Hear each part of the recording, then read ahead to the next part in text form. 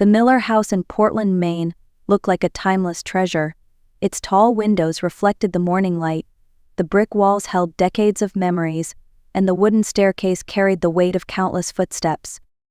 Caroline Miller, 38 years old, paused for a moment at the kitchen counter, listening to the creak of the hallway floorboards above her.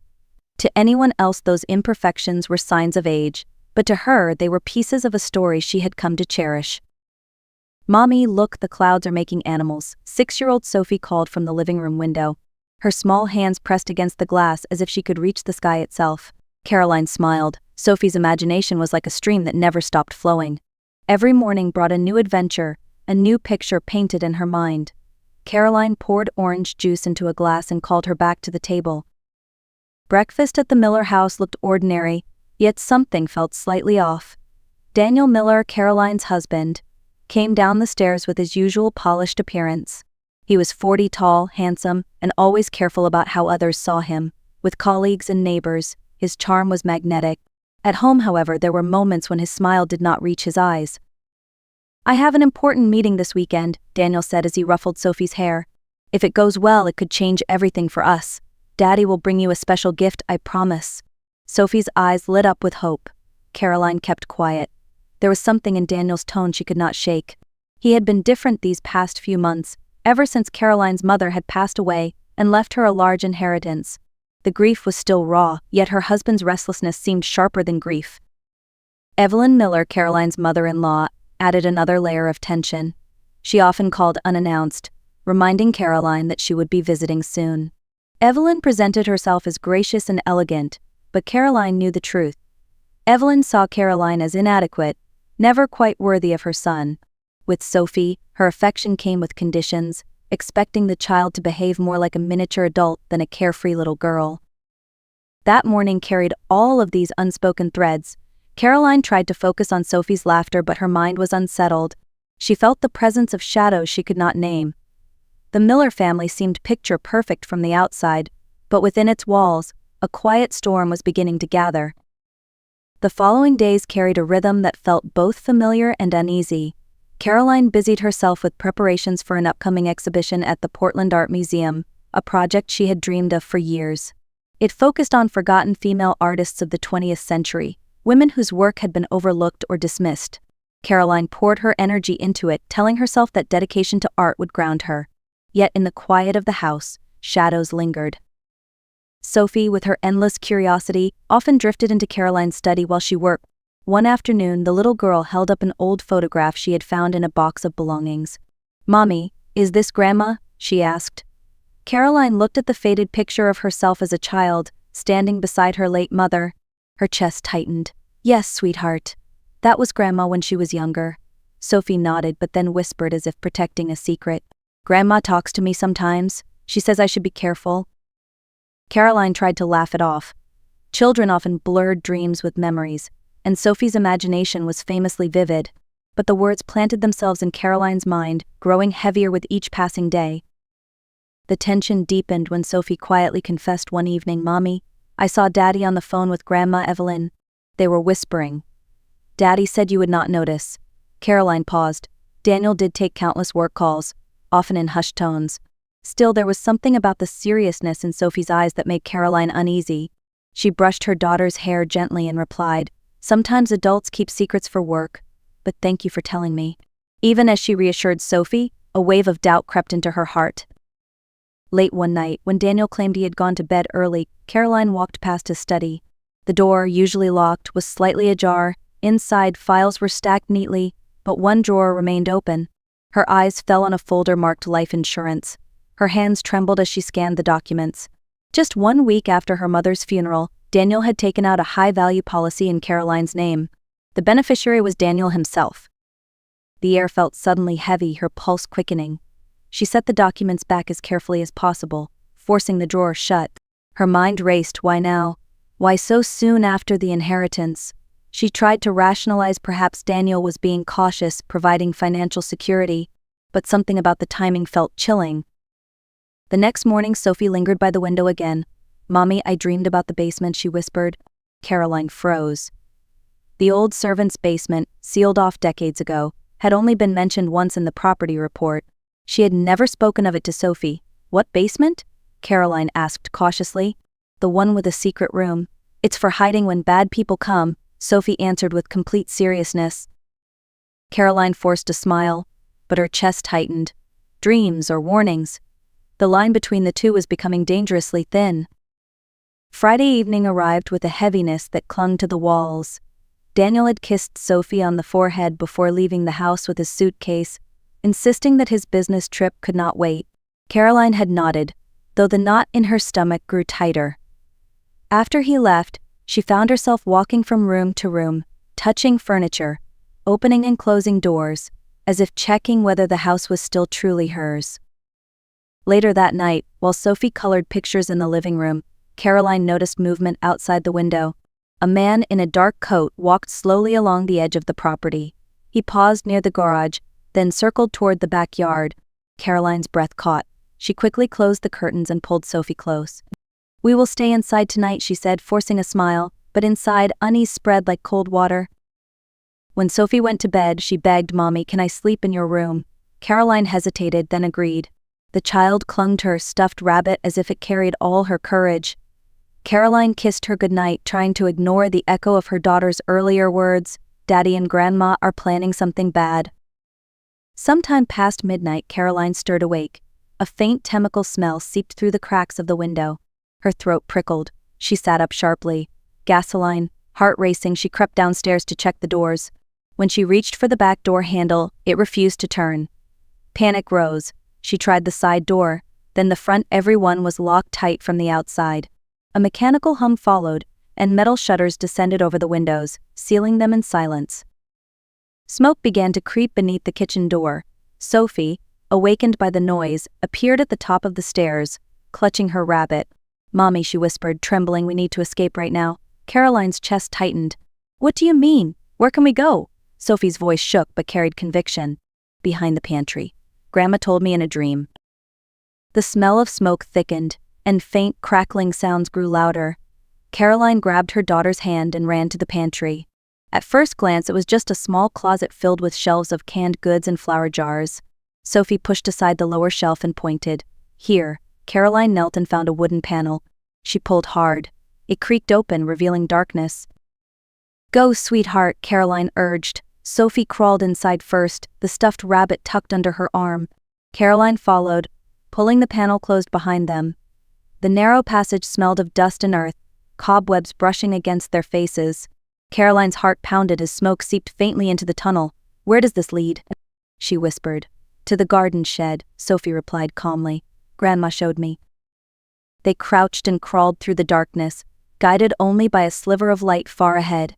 Behind them, a loud thud shook the walls, followed by the roar of fire-consuming wood. The heat seemed to chase them forward. Caroline whispered prayers under her breath, forcing her body to keep moving. Sophie never looked back, her small steps sure and determined. At last they reached a rusted door. Caroline shoved it open, and fresh air burst in. They emerged into the cool night inside the shed. Caroline lifted Sophie and stumbled out into the yard. Behind them, flames had already devoured the house. Black smoke twisted into the sky, and the glow of fire painted the neighborhood in a sinister red. Sirens wailed in the distance. Sophie tugged her mother's sleeve. "Mommy, let's go to Miss Barbara's house," she urged, naming the neighbor 2 doors down. Caroline held her close, her eyes filling with tears. "You saved us," she whispered. Sophie looked up, her gaze steady. Grandma was watching. She knew Daddy's plan. Caroline trembled at the words, but she did not argue. Holding Sophie tightly, she ran toward Barbara's porch. When the neighbor opened the door, Caroline and Sophie stood covered in soot, their faces pale with terror. "Please," Caroline gasped, "call the police. Daniel set the house on fire. He tried to kill us." Though almost impossible to believe, Barbara reached for the phone without hesitation. Outside, the blaze swallowed the home that once held their lives.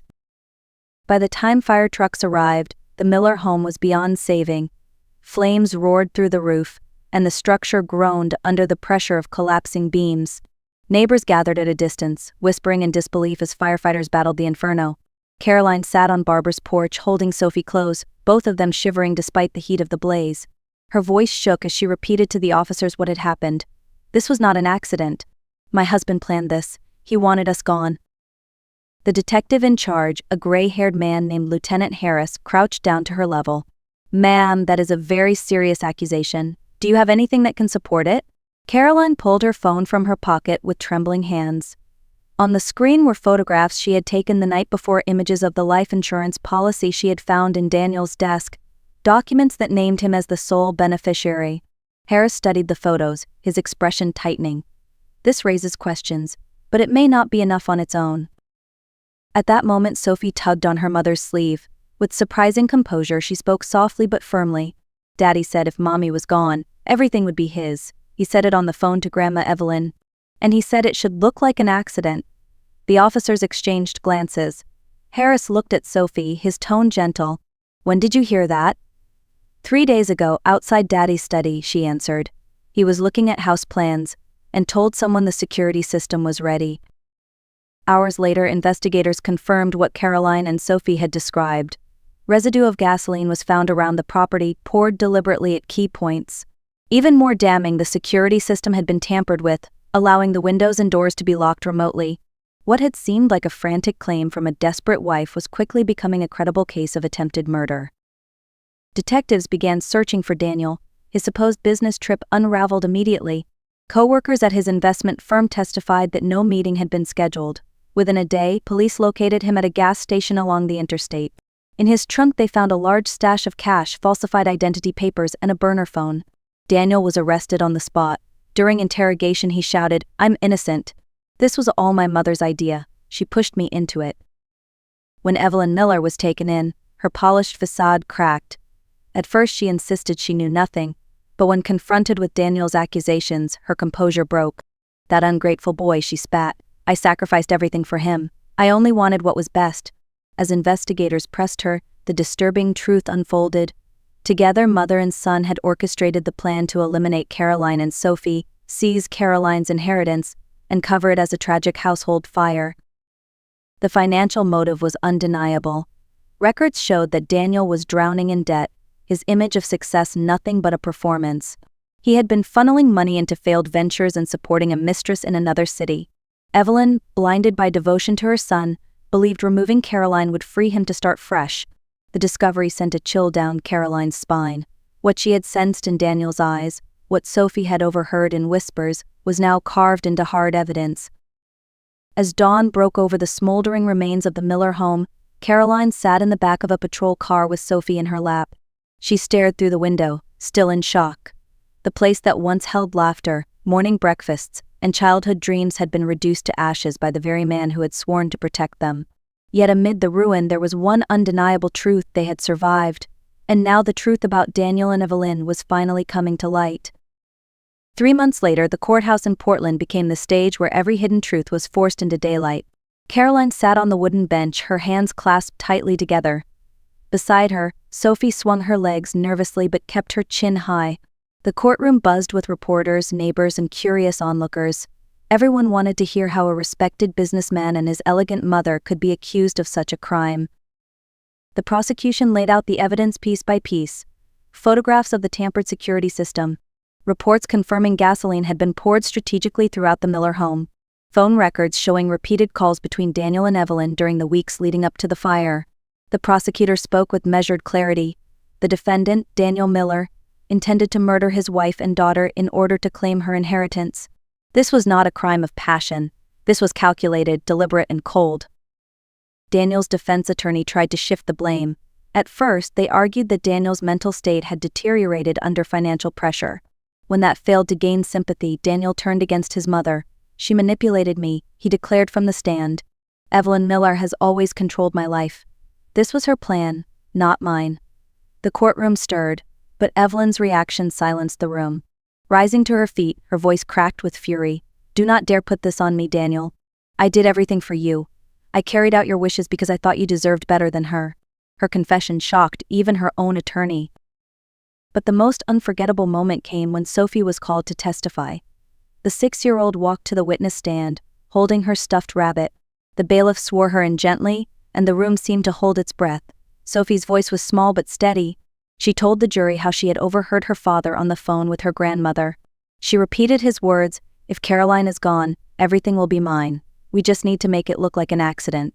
She described the old house plans her father had studied and how she had found the hidden passage because her grandmother, Caroline's late mother, had told her in a dream. The prosecutor asked softly, "Sophie, when you say grandma, which one do you mean?" Sophie pointed at Caroline. "Mommy's mommy. She warned me about Daddy's plan." A quiet murmur spread through the courtroom. It was not evidence in the traditional sense, but it was the kind of truth only a child could carry, clear, fearless, and impossible to ignore. When Sophie stepped down, tears filled Caroline's eyes. She knew her daughter's courage had carried more weight than any document. In the end, the jury returned guilty verdicts for both Daniel and Evelyn. Daniel was sentenced to 15 years in prison for attempted murder and arson. Evelyn received 8 years for conspiracy. Justice, though painful, had been served. 6 months later, autumn leaves drifted across the yard of a small cottage on the edge of Portland. The home was modest compared to the Miller family's old estate, but for Caroline and Sophie, it was a sanctuary. Warm light spilled from the windows each evening, and the scent of apple pie often lingered in the kitchen. What mattered was not size or grandeur, but safety and peace. Caroline had returned to her work at the museum, slowly regaining her rhythm. Her new project, a foundation to support young female artists, had taken root. She named it the Second Light Foundation, a tribute to the idea that life could offer another chance to shine after darkness. Part of her inheritance funded it, transforming what had once been a source of tension into a tool for hope. When she explained the name to Sophie, the little girl nodded proudly. "It means we can start again," she said. Sophie had also begun to heal. With the help of Dr. Michael Hayes, a gentle and patient child psychologist, she learned to talk about her fears instead of carrying them in silence. She made friends at school, filled sketchbooks with colorful drawings, and even had one chosen for a student art exhibition. On the paper she had drawn 3 figures: herself, her mother, and her grandmother. Caroline framed it and hung it in the hallway. One evening, as snow threatened at the horizon, Michael joined them for dinner. He had become more than a counselor. He was a steady presence, someone who had quietly stepped into their lives with kindness. After the meal, Sophie leaned against her mother's arm and asked, "Mommy, what is a real family?" Caroline thought for a moment before answering. "It is not about blood alone. It is about people who care for each other, protect each other, and want each other to be free." Sophie smiled, her eyes thoughtful. She glanced at Michael and added, "Then maybe he is family too." The 3 of them shared a quiet laugh, the sound blending with the crackle of the fireplace. For the first time in a long while, Caroline felt the warmth of a true beginning. On Christmas Eve, snowflakes drifted gently past the windows, settling on the quiet street outside. Caroline and Sophie sat together by the fire, the warmth of the flames wrapping around them. The old fears had not vanished completely, but the air now carried a sense of peace rather than dread. Sophie leaned against her mother's shoulder, clutching the same stuffed rabbit that had traveled with her through fire and fear. Caroline kissed the top of her head. "Your courage saved us, Sophie. You gave us a new life." Sophie looked up, her voice soft but certain. "We saved each other, Mommy. And Grandma helped too." Caroline smiled, her eyes glistening. Perhaps her mother's love really had lingered beyond the grave, guiding them through the darkest night. Perhaps it was simply the power of memory. Either way, Caroline believed it had carried them when she had nearly lost all strength. As the fire crackled, Caroline reflected on what had unfolded. She had learned that trust is not blind, and family is not defined by blood alone. True family is found in the people who stand with you in your most fragile moments, who protect rather than betray, who heal rather than harm. It is in a daughter's courage, in a friend's steady hand, in the quiet promise of a safer tomorrow. To everyone listening, hold close those who love you honestly, and do not ignore the quiet instincts that whisper when something feels wrong. They may save your life. If this story touched you, please like this video, share it with someone who may need to hear it, and comment your thoughts below. And do not forget to subscribe to The Art of Revenge for more stories of resilience, betrayal, and the strength to begin again. Your support helps keep these voices alive, reminding us all that even in darkness there can be a second light.